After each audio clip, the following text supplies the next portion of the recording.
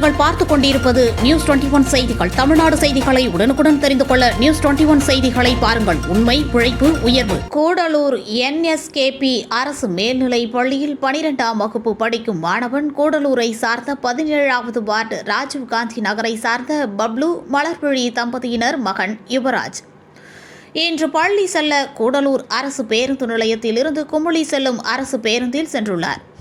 NSKP பள்ளி முன்பு இறங்கி செல்ல படிக்கட்டில் இருந்து கீழே குதித்துள்ளார். கீழே விழுந்த யுவராஜ் காயமடைந்துள்ளார். இதனைத் தொடர்ந்து அருகில் இருந்தவர்கள் மீட்டு 108 உதவியுடன் கம்பம் அரசு மருத்துவமனையில் சிகிச்சைக்கு சேர்த்துள்ளனர். முதலுதவி அளிக்கப்பட்டு மேல் சிகிச்சைக்காக தேனி மருத்துவக் கல்லூரி மருத்துவமனைக்கு அனுப்பி வைத்தனர். விபத்து தொடர்பாக அரசு பேருந்தை பறிமுதல் செய்து ஓட்டுநர் அருண், நடத்துனர் ஆகியோரிடம் கூடலூர் தெற்கு காவல் நிலைய போலீசார் விசாரணை மேற்கொண்டு வருகின்றனர்.